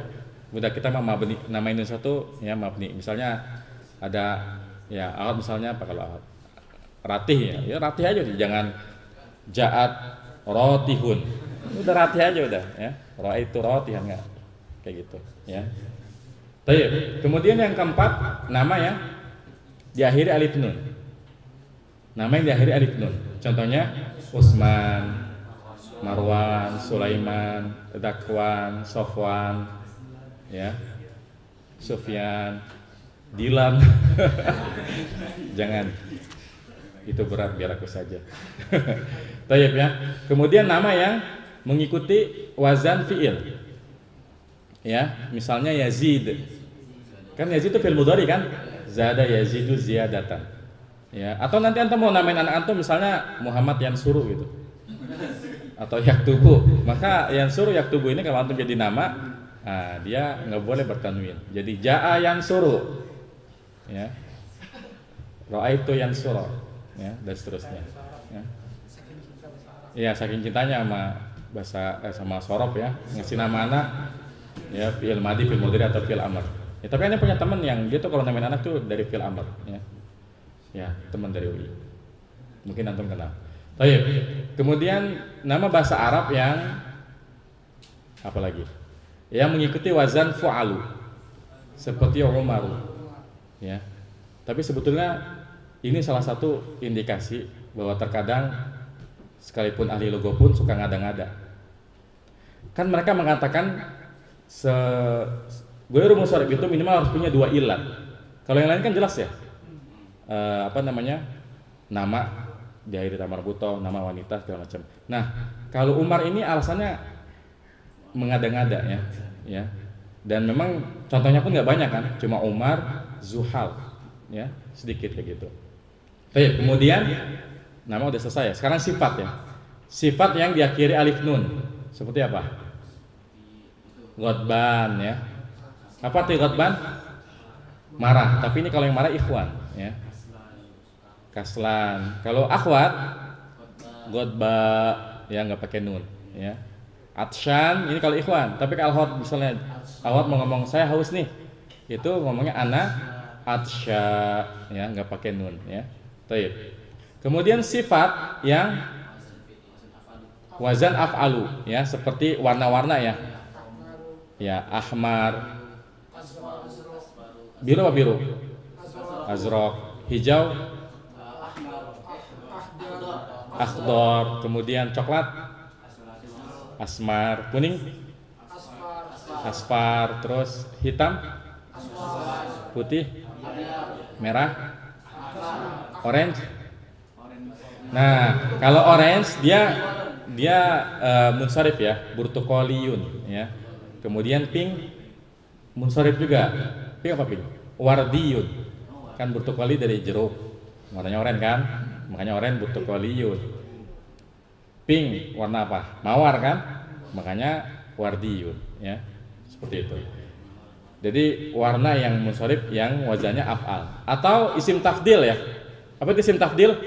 Superlatif degree kalau dalam bahasa Inggris. Yang maknanya lebih atau paling, seperti asghar, akbar. Ya, misalnya kita mau bilang Utsman lebih besar dari Ali, maka kita katakan Utsmanu akbaru min aliyin. Jadi enggak akbarun, tapi akbaru ya. Kemudian sifat yang mengikuti sigot muntahal jumu. Sigot muntahal jumu apa sih? Sigot itu artinya bentuk, muntah itu mentok, penghabisan. jumu jama. Jama yang paling mentok ya, jama yang paling mentok. Kalau anak kecil tuh suka kalau lagi bercanda, gue punya duit 1 juta, gue 1 miliar, gue seniun-niun, gue sejagat raya gitu. Itu namanya muntahal jumu. Jamaknya jama.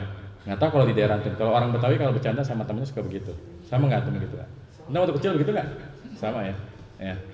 Baik. Ya. Sigot muntahal jumu ini punya sigot, punya rumus dia. Di antaranya afail, seperti nasyid jadi anasyid.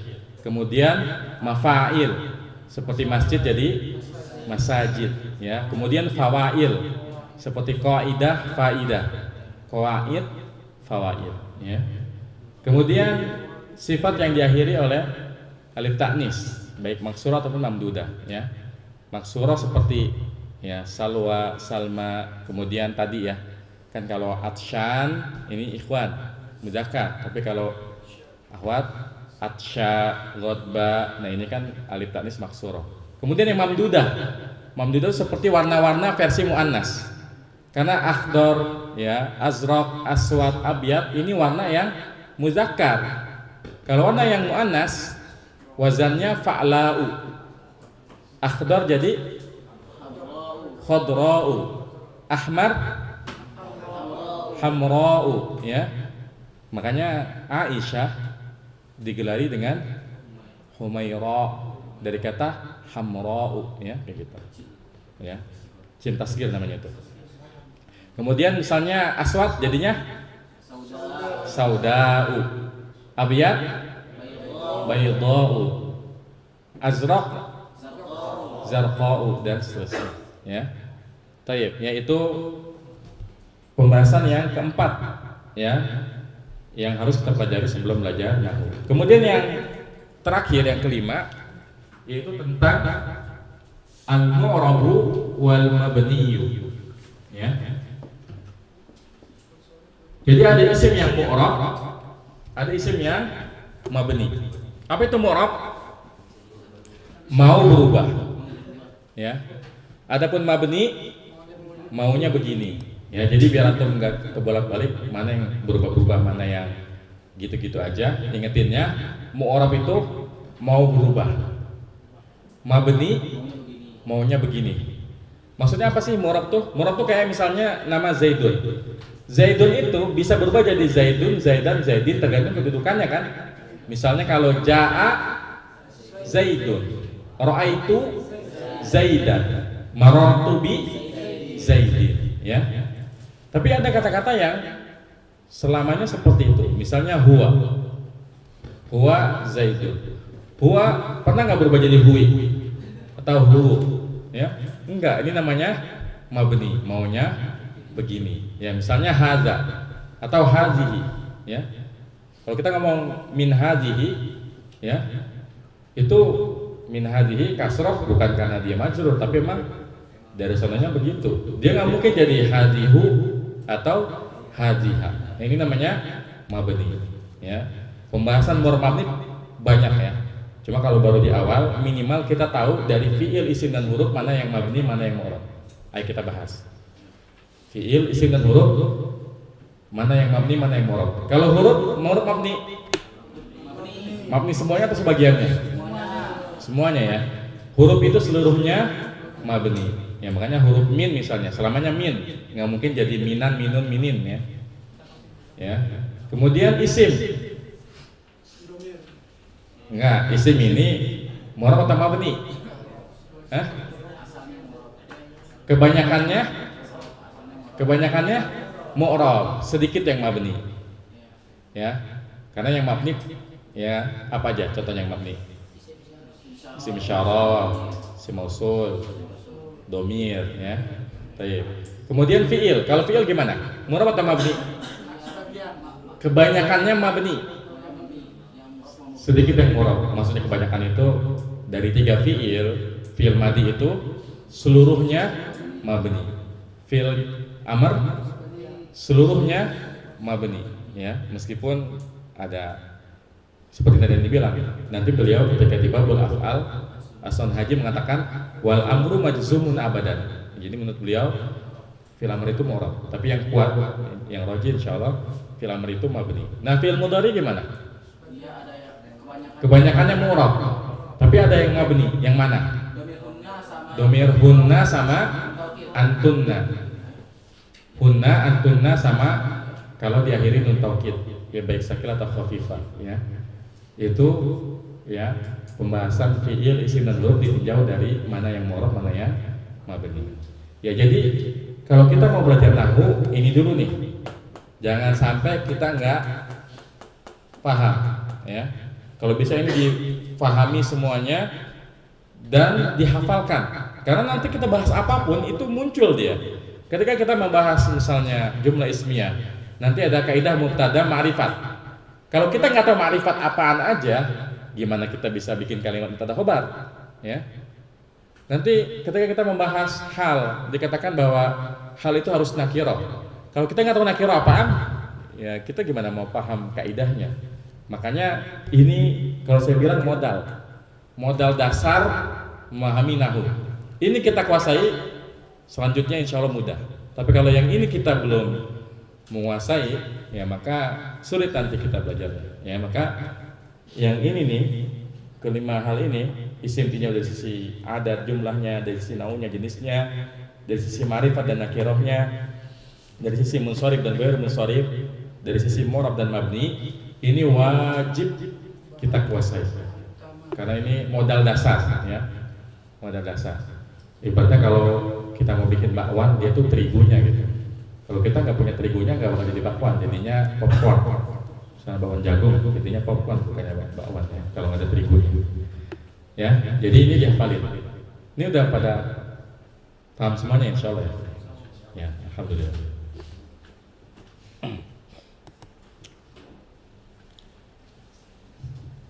Penjelasan seperti ini bagaimana? Terlalu detail atau gimana? Antum maunya yang penting satu bab dibahas secara cepat atau secara detail seperti ini?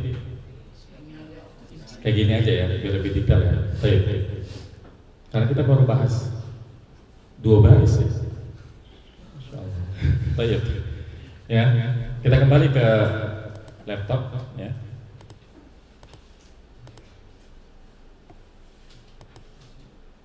Ya. Fal ismu yu'rafu bil khabdi wat tanwini wa dukhulil alif wal lam alayhi wa hurufil khabdi wa hiya min wa ila wa an wa ala wa fi wa rubba wal ba'u wal kafu wal lam wa huruful qasami wa hiya al wawu wal ba'u wat ta'. Lihat betapa bagusnya beliau dalam menjelaskan sesuatu. Beliau tahu bahwa kitab yang beliau karang ini untuk pemula. Makanya beliau tidak menjelaskan apa itu isim secara definisi. Kan kalau kita lihat kitab yang panjang-panjang, pasti dia ada al-ismu lughatan wa istilahan. Secara logo artinya apa? Secara istilah artinya apa? Beliau ini kayak ngajarin anak TK. Coba tuh bayangin kalau guru TK misalnya mau jelasin hewan gajah. Ya anak-anak, gajah adalah hewan mamalia yang termasuk kelompok vertebrata. Paham anak-anak? Gak bakal paham. Tapi pasti guru TK ngejelasinnya gimana? Ciri-cirinya yang dijelasin. Anak-anak, gajah itu hidungnya panjang, kupingnya lebar, perutnya besar. Paham gak anak-anak?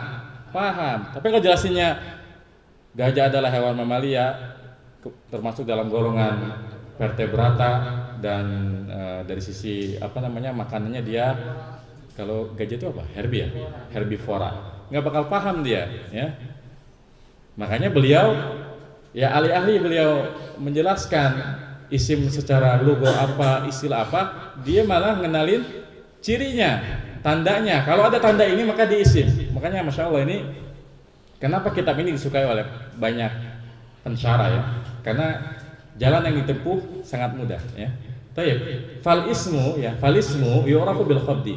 Isim itu dikenal dengan khafat, ya. Khafat ini istilah kufiyin, ya, untuk jar, ya. Jadi isim itu dikenal dengan jar. Karena yang majrur hanya isim, ya. Dan kalau kita bicara masalah jar, ya, ada 3 keadaan yang merupakan majrur. Yang pertama jar majrur ya, mudhaf ilaih, dan yang ketiga at-tawabi ya, tawabi ya. Kan suatu kata itu bisa majrur karena dia ada huruf jarnya. Misalnya zahabtu minal baiti ilal masjidi. Kenapa al baiti dan al masjidi majrur? Karena ada huruf jar, min dan ilahnya. Kemudian bisa karena mudhaf ilaih. Misalnya ya, zahabtu ila masjidil jami'ati. Ya, saya pergi ke masjid kampus. Kenapa al masjidinya majrur? Karena ada ilah. Kenapa al jami'ati majrur? Karena dia mudhaf ilaih. Atau yang ketiga, kalau dia menjadi at-tawabi ya. Zahabtu ilal masjidil kabiri. Saya pergi ke masjid yang besar. Kenapa al-kabiri? Karena dia sifat, dan sifat itu mengikuti mausufnya, mengikuti yang disifatinya. Karena masjidi majrur ya, maka dia juga majrur ya. Jadi kalau ada kata yang dalam keadaan majrur, maka dia pasti isim ya. Kemudian yang kedua wat tanwini. Ya, kalau kita baca Quran ada kata yang tanwin, sudah dapat dipastikan dia adalah isim, karena enggak ada fiil yang bertanwin, enggak ada huruf yang bertanwin. Ya, misalnya dalam ayat Muhammadur Rasulullah ya, Muhammadun Rasulullah, maka Muhammad ini merupakan isim karena tanwin. Wa dukhulil alif wal lam alaihi, dan kemasukan alif dan lam atasnya ya. Semua kata yang ada al di depannya itu pasti isim ya, karena enggak ada fiil yang ada alif lamnya, begitupun huruf enggak ada yang ada alnya. Kemudian yang keempat ya, wa hurufil khabdi, adanya huruf jar di depannya. Jadi kalau ada isim di depannya ada huruf jar ya, maka dia kalau ada kata di depannya ada huruf jar, maka dia pasti isim ya. Apa aja huruf jar? Wahia, min, wa ila, wa an, wa ala, wa fi, wa rubba, wal ba, wal kaf, wal lamu, termasuk huruf qasam juga dia huruf jar. Wa hiya al wawu wal ba, wa ta'u ya. Yang pertama min. Contohnya apa? Coba dalam Quran. Min. Minal jinnati wan nas ya. Di situ min huruf jar. Kemudian ila. Coba cari di Quran. Ya. Subhanalladzi asra bi 'abdihi lailam minal masjidil harami ya ilal masjidil aqsa ya. Di situ kenapa al masjidi majrur? Karena ada huruf jarnya. Kemudian an. Apa contohnya dalam Al-Qur'an? Anin nabail. Ahsan. Anin nabail azim. Anin nabai ya. Kenapa dibaca kasrah? Ada annya ya. Kemudian ala. Ar-Rahmanu 'alal arsy istawa ya. Ar-Rahmanu 'alal arsy. Kenapa 'alal arsy? Ada alanya. Kemudian fi sudurin nas ya, fi suduri. Di situ dia ya kasrah karena ada huruf fi. Kemudian rubba. Rubba ini di Quran enggak ada ya? Hah? Rubba. Kita baru nyampe rubba kan? Rubba. Ya, rubba seperti dalam hadis ya. Rubba shaimin laisa lahu min siyamihi ilal ju'u wal 'atash ya. Rubba shaimin. Betapa banyak orang yang berpuasa laisa lahu min siyamihi, dia tidak memperoleh dari puasanya ilal ju'u wal 'atash, kecuali lapar dan dahaga ya. Dan rubba ini beda dengan rubama ya. Kalau di Quran adanya rubama ya. Jadi kalau rubba artinya apa? Rubba itu artinya sebenarnya rubba itu tergantung maksudnya. Dia bisa sedikit sekali, bisa juga banyak ya. Kalau dalam hadis rubba shaimin berarti itu apa? Betapa banyak ya, atau tidak sedikit. Tapi kalau kita mengatakan misalnya rubba rajulin karimin laqituhu. Ini banyak atau dikit? Rubba rajulin karimin laqituhu. Sedikit, betapa sedikitnya lelaki mulia yang aku jumpai ya, misalnya fi hadzal zaman, di zaman ini. Dan rubba berbeda dengan rubama ya, jangan terkecoh. Kalau rubama itu artinya apa? Rubama barangkali ya, barangkali. Seperti dalam sebuah syair yang sangat saya sukai, Rubama yabiul insanu syai'an qad syarahu lakin la yabiu qalban qad hawahu. Ya. Rubama barangkali yabiul insanu syai'an qad syarahu. Seseorang itu bisa menjual sesuatu yang telah dia beli. Lakin akan tapi la yabiu qalban qad hawahu. Masya Allah. Dia tidak mungkin menjual hati yang telah ia cintai. Nah itu rubama, ya artinya apa? Barangkali. Ini boleh antum ucapkan ke istri antum biar terbang. Ya. Rubama yabil insanu syai'an qad syarahu, lakin la yabi'u qalban qad hawahu. Ya. Padahal boleh dikopi, tapi dikirim WhatsApp ke istri. Baik. Selanjutnya wal ba'u, ya. Nah, ini banyak ya. Contohnya apa? Bismillah, ya. Itu jelas sekali. Bismillah. Kemudian wal kafu. Ada nggak di Quran? Ulaika kal an'ami bal hum adall, ya. Kal an'ami. Kenapa kal an'ami? Karena ada huruf kafnya. Apa tikaf? Seperti, ya. Seperti kalau kita mengatakan kepada istri kita anti kal badri. Kamu bagaikan purnama. Tapi kalau anti kal qamari, ini celaan atau pujian? Ya. Kalau badar disepakati bahwa itu adalah purnama dan purnama itu indah, tapi qamar tergantung maksudnya. Apakah bopeng-bopengnya atau cahayanya, ya. Baik. Wal lam. Contohnya apa? Lillahi ma fis samawati, ya. Lillahi. Baik. Kemudian wa huruful qasam dan huruf sumpah. Nah, huruf sumpah ini bagian dari huruf jar juga, ya. Wahia al-wawu wal-bawu wat-ta'u. Dan dia itu adalah wawu, ba dan ta. Contohnya wallahi, billahi, tallahi. Ini semua artinya demi Allah. Dan ini banyak ditemukan dalam Al-Qur'an, ya, wal asri, ya, wadduha, wan najmi idza hawa dan seterusnya. Jadi banyak surat-surat dalam juz 30 yang diawali dengan huruf sumpah, ya. Baik. Sampai di ciri isim ada yang mau ditanya? Ya, apa? Tergantung ininya, konteks kalimatnya. Kalau kita ngomong rubba rajulin karimin laqitu fi hadzal zaman, kira-kira ini banyak atau sedikit? Ini kan ironi kan kalau kita ngomong kayak gitu, sedikit sekali laki mulia aku jumpai. Tapi kalau dalam hadis yang tadi, rubba shaimin laisa lahu min siyamihi illa ju'al atash, maka ini maknanya banyak atau sedikit? Banyak kayak gitu. Jadi tergantung konteks kalimatnya. Seperti karena bisa berarti banyak sedikit. Iya, pokoknya rubah ini bisa banyak sedikit tergantung konteks kalimatnya yang kita masukkan gimana. Dan ini dapat dipahami dari, ya itu dari konteks kalimatnya. Kayak tadi yang relevan pada zaman ini kan memang sedikit memang. Bukannya banyak orang mulia namanya kayak gitu, ya. Ya, Pak. Kan alamatul jarri ini kan banyak. Tapi kenapa yang disebut cuma sedikit? Alamatul ismi itu banyak, tapi kenapa yang disebutin sedikit? Sama masalahnya. Yang antum tanya tanda isim apa tanda jar? Huruf jar, tanda isimnya. Iya. Karena kan ini kita untuk pemula, ya. Jadi beliau belum menyebutkan, karena kalau kita baca di Alfiyah nanti ada lagi mustad dan mustad ilai kan. Nah, kalau pemula udah diajarin mustad ilai, apaan mustad ilai, ya? Nggak paham mereka. Makanya yang disebutkan di pembahasan pertama ini yang mudah-mudah, ya. Dan di Alfiyah wa mustadun lil ismi tamyizun hasal, ya. Dan isnad kepada isim menghasilkan perbedaan antara fi'il, isim dan huruf, ya.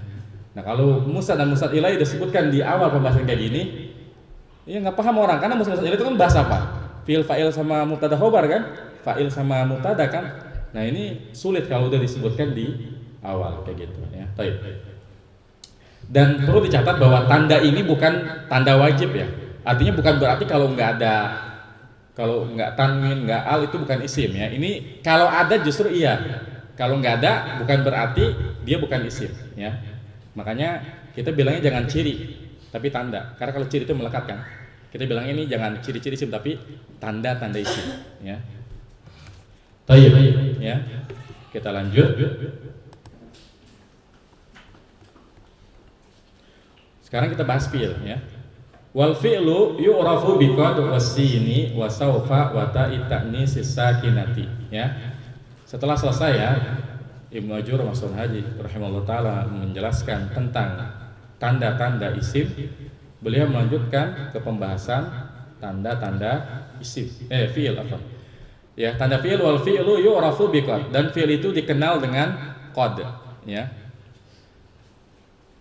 Misalnya apa? Qad aflahal mu'minun, ya. Maka aflaha pasti fi'il. Kemudian laqad sami'allahu allati qala lati tujadiluka ya. Baik. Laqad sami'allahu, maka sami'a di situ adalah ya fi'il. Kemudian dalam lafaz iqamah ya, qad qamatis shalah ya, maka qamat itu fi'il ya. Kemudian yang kedua wasini ya. Tanda yang kedua ada sinnya. Ini maksudnya sa ya, yang artinya akan ya. Bisa dalam Quran ada ya. Sayaqulu sufaha minan nas ya, dalam awal juz 2. Sayaqulu sufaha minan nas, nanti akan berkata orang-orang yang bodoh ya. Di situ yaqulu pasti fi'il karena ada sinnya. Ya, kemudian kalla saya'lamun summa kalla saya'lamun. Maka ya'lamun ini pasti fi'il. Tapi sebetulnya cara paling mudah untuk mengenali fi'il dari mana? Dari tasrifnya.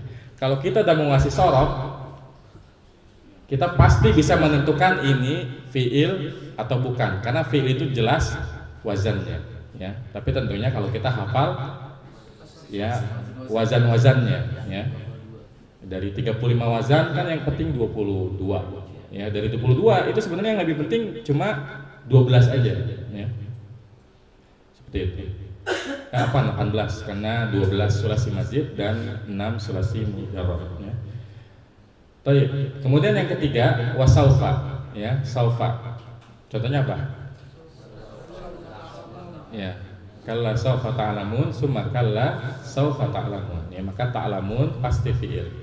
Kemudian wa ta'i ta'nis sakinati. Ta ta'nis yang berharakat sukun ya. Ya, contohnya dalam lafaz iqamah ya, qad qamat ya. Kenapa dibacanya qad qamatis shalah, enggak qad qamat? Ya, karena namanya ini iltiqa'us sakinain. Bertemunya dua sukun. Kalau enggak dikasih harokat, enggak bisa dibaca kecuali harus ambil nafas dulu kan. Qamat as-shalah ya. Kan kita harus wasal ya. Qad qamatis shalah ya. Baik, apa lagi? Misalnya tabbat yada abi lahabi wa tabb. Nah, tabbat ya, tabba berarti dia adalah fi'il. Dan atas dasar ini kenapa laisa dibilang fi'il bukannya isim atau huruf ya, karena ada laisa yang di akhirnya ta'nis sakinah, laisat ya. Kan ada perbedaan pendapat kan yang mengatakan laisa ini ada yang bilang huruf ya, tapi yang kuat dia fi'il. Kenapa? Di antara buktinya ada laisa yang ditemukan dalam bentuk laisat ya. Baik. Ini fi'il. Sampai sini ada pertanyaan? Ya. Lupa. Tapi pikirin dulu aja. Intinya kalau fi'il ini cara mengenalinya sangat mudah, yaitu dengan belajar shorof. Karena kita tahu wazannya. Kenapa yang disebut tak tanis? Padahal kan tak biasa, tak seperti tak fa'il aja bisa dia sebagai tanda fa'il, sebagai tanda fi'il. Tapi kenapa yang disebutin tak tanis? Iya. Perlu ditekankan bahwa buku ini untuk pemula. Kalau dikatakan tak biasa itu banyak loh pembahasannya ya. Karena tak biasa itu kan nanti ada tu, ada tak, ada ti ya kan. Fa'al tu dia domirnya ana, tak domir anta, ti domir anti ya. Kalau dijelaskan seperti itu ya nanti terlalu banyak pembahasannya. Jadi apa yang disebutkan oleh Ibnu Ajur Masun Haji dalam kitabnya ini bukan pembatasan. Kalau diperhatikan ketika beliau menjelaskan huruf jar tadi min ila an ala fi rubba alba wal kafu alamu, itu bukan berarti huruf jar cuma ini doang. Bahkan buktinya di kitab yang sama udah di akhir ya, di bab yang terakhir. Nanti kan bab terakhir judulnya babu mahfudatil asma ya. Nanti ketika beliau menjelaskan huruf jar ditambah wabimuz wa munzu ya. Kenapa beliau nggak nambahin dari awal? Kenapa munzunya itu adanya di akhir, di bab terakhir, nggak ada di awal? Ya karena pertama, apa yang beliau sampaikan bukan pembatasan. Yang kedua, karena buku yang beliau susun ini untuk pemula, beliau itu memulai dari yang mudah-mudah dulu ya, dan mulai dari yang sedikit ya. Jadi kalau ditanya kenapa banyak ciri lain yang nggak masuk ke sini, ya karena memang beliau ingin buku ini tuh tetap ringkas ya. Kalau semuanya dimasukin, ntar nggak jadi muqaddimah lagi ya, bukan lagi kitab pendahuluan, tapi udah jadi kitab lanjutan kayak gitu ya. Baik. Terakhir, wal harfu ma la yasluhu ma'hu dalilul ismi wala dalilul fi'li ya. Nah ini masya Allah ya, beliau nggak mau bertele-tele ya. Waktu fi'il dijelasin tandanya ini, isim jelasin tandanya ini, tapi wal harfu ma la yasluhu ma'hu dalilul ismi wala dalilul fi'li ini dengan kalimat yang sederhana. Huruf itu apa? Yang bukan fi'il, yang bukan isim, pokoknya huruf kayak gitu. Ini jalan yang belum tempuh ya, sederhana sekali. Makanya wal harfu, huruf itu ma la yasluhu ma'hu, yang tidak patut ya, yang tidak tepat bersamanya dalil ismi, petunjuk isim dan petunjuk fi'il. Artinya kalau nggak ada petunjuk bahwa dia fi'il, nggak ada petunjuk bahwa dia isim, maka dia pasti huruf ya. Jadi beliau menjelaskan sesuatu dari tanda yang nggak ada. Kalau nggak ada tandanya, maka dia adalah huruf ya. Seperti kalau kita ngejelasin ha ya, kalau jim itu yang titiknya di bawah, kho yang titiknya di atas. Nah ini bagaikan ngejelasin fi'il sama isim. Gimana dengan ha yang nggak ada titiknya? Nah maka huruf yang nggak ada tanda fi'il, yang nggak ada tanda isim. Nah ini masya Allah ya, salah satu yang aneh senangi dari kitab beliau ini, cara beliau menjelaskan sesuatu itu betul-betul dijelasin untuk tingkatan yang sangat dasar ya seperti itu. Ada yang bertanya? Alhamdulillah selesai satu babul kalam. Ada yang bertanya? Baik, sebelum kita tutup untuk sesi satu ini, kita murojaah lagi ya, bahwa beberapa faedah yang bisa kita ambil ya dari bab satu ini. Yang pertama, definisi kalimat dalam bahasa Arab itu adalah al-lafzul murakkabul mufidu bil wad'il arabi, lafaz yang khusus yang berkaitan dengan bahasa Arab. Kemudian unsur penyusun kata dalam bahasa Arab ada 3, yaitu isim, fi'il dan huruf ya. Kemudian isim dikenali dengan bil khabdi wat tanwini budul alfi wal lami alaihi wa hurufil khabdi ya. Kemudian fi'il dikenali dengan huruf qad, sin, saufa dan tak tanis sakinah. Adapun huruf yang bukan fi'il, yang bukan isim. Kemudian tambahan catatan dari saya yang tadi saya bilang bahwa kalau kita belajar nahwu sangat penting kita mempelajari beberapa istilah isim ya. Ini nggak boleh luput dari pemahaman antum ya. Jadi usahakan yang ini bukan cuma dihafalin tapi paham juga. Tapi pertama memang hafal dulu, karena Ane mau curhat sedikit ya. Dulu Ane belajar sama beliau Kiai Haji Mahfuz bin Ma'mun ini selama 5 tahun. Dan belajarnya setiap hari, Senin sampai Jumat dari jam 1 sampai asar. Itu belajar setiap hari. Dan Ane sekalipun udah belajar 2 tahun ya, 2 tahun nih, 2 tahun. Kalau antum baru belajar ini berapa tahun? Dan belajar tiap hari ya, Senin sampai Jumat, itu nggak ngerti sampai tahun ketiga. Jadi ini 2 tahun belajar bahasa Arab sama sekali nggak ngerti apa itu nahwu. Tapi apapun yang beliau minta guru ya, kayaknya itu hanya lakukan. Jadi waktu itu kita diminta ngafalin Jurmiyah, kita hafalin. Ngafalin Safinah, kita hafalin. Tapi lama-lama ya, karena beliau baca, kita dengerin, kita suruh nulis. Pokoknya cara ngajarnya itu beliau baca kitab, kita nulis. Lama-lama kita mikir, kenapa tiap kali awal kalimat itu dibacanya dhamma ya? Karena kita udah hafal Jurmiyah, akhirnya kita mikir, oh iya, di Jurmiyah mubtada itu marfu, makanya dhamma. Terus kan katanya marfu itu ada 4, ada dhamma, ada waw, ada alif, ada nun. Oh pantesan kenapa kalau al-muslimun ya ketika rafa tandanya waw, karena jawabnya kasalim itu bisa waw bisa ya, tapi ketika rafa tandanya yang waw. Itu cara beliau menjelaskan ya. Akhirnya kita baru ngerti itu di tahun ketiga, setelah dipaksa oleh beliau menjelaskan, kita nyatet, lama-lama kita mudeng sendiri. Kenapa kalau ada huruf jar setelahnya majrur? Kenapa ada yang kasroh, ada yang fathah, ada yang ya? Oh iya, di bab ini di jurmiyah begini ya. Itu caranya dulu belajar. Kalau sekarang kan nanti nggak begitu kan? Ini betul-betul dijelaskan pelan-pelan. Maka ya kita harus betul-betul memperhatikan penjelasan.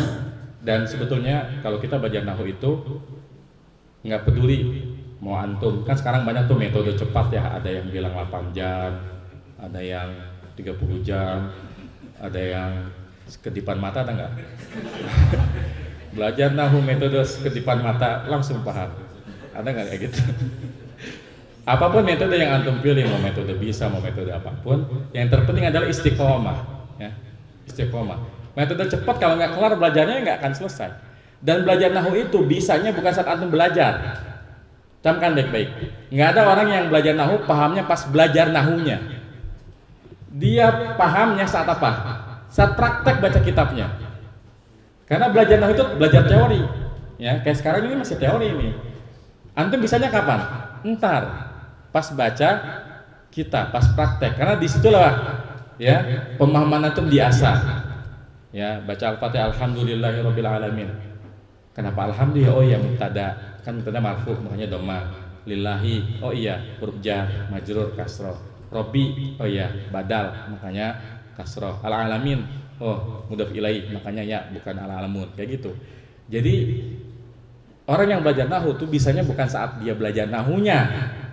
Ya, dia bisanya saat praktek baca kitabnya. Makanya kalau kita belajar nahwu jangan berhenti di belajar nahwunya, lanjutin sampai praktek baca kitabnya ya. Tapi mungkin itu aja yang bisa saya sampaikan pada pada sesi 1 ini. Nanti insya Allah kita lanjutkan pada sesi 2. Kita break dulu ya, biar ada waktu untuk breaknya. Kita tutup dengan doa penutup majelis. Subhanallah wa bihamdika asyhadu an la ilaha illa anta astaghfiruka wa atubu ilaik. Assalamualaikum warahmatullahi wabarakatuh.